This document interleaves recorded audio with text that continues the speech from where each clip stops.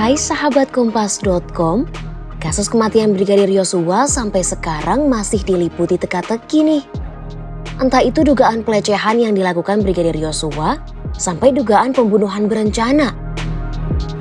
Nah, di saat polisi lagi pusing-pusingnya mengusut kasus ini, kini ada satu pihak yang terang-terangan ingin bekerja sama dengan polisi untuk mengungkap kasus atau istilah kerennya, justice collaborator. Kalian pasti sudah bisa nebak ya? Bener banget, dia adalah Baradae. Sosoknya yang diduga telah menembak Brigadir Yosua dan juga telah ditetapkan menjadi tersangka. Oleh karena itu kesaksiannya dalam kasus ini pun sangat diperlukan polisi. Nah, tapi selain dalam kasus ini, ternyata juga ada loh para tersangka pada perkara lain yang mengajukan diri jadi justice collaborator. Contohnya nih, mantan Ketua DPR Setia Novanto dalam kasus korupsi IKTP. Juga mantan Bendahara Umum Partai Demokrat Muhammad Nazarudin dalam kasus korupsi Wisma Atlet. Masih ingat kan sama kasus pornografi yang heboh beberapa waktu lalu?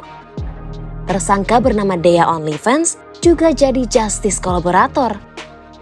Sampai Joko Chandra di kasus korupsi pengalihan hak tagih Bank Bali. Meski begitu, gak semua pengajuan justice collaborator ini disetujui ya. Kayak yang dialami sama Joko Chandra dan Setia Novanto yang ditolak permohonan justice collaboratornya. Kenapa begitu? Karena penegak hukum tentunya gak bisa asal menerima permohonan itu dong. Mereka memiliki syarat-syarat khusus bagi seorang tersangka yang ingin jadi justice collaborator.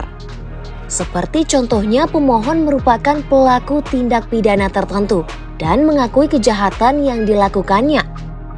Kemudian, pemohon bukan pelaku utama dan mau memberikan kesaksian dalam peradilan.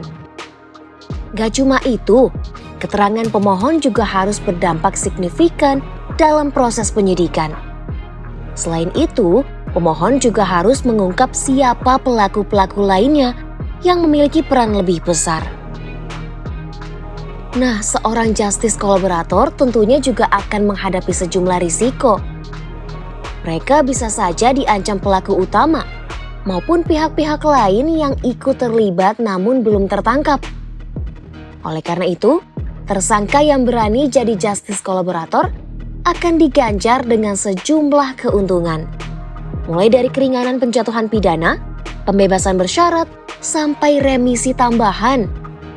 Selain itu, justice collaborator juga bakal dapat penanganan khusus loh. Entah itu pemisahan tempat penahanan dengan tersangka yang diungkap tindak pidananya, pemberkasan proses penyidikan, maupun tempat memberikan kesaksian di persidangan. Nah, jika seorang tersangka sudah menjadi justice collaborator, maka dia juga mendapat perlindungan atas kesaksiannya ini nih. Seperti yang diberikan oleh Lembaga Perlindungan Saksi Korban atau LPSK terhadap Baradae.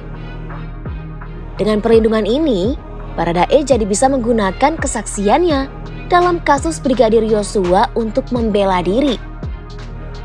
Nah, itulah syarat hingga keuntungan yang bisa didapat Baradae jika diterima sebagai justice collaborator.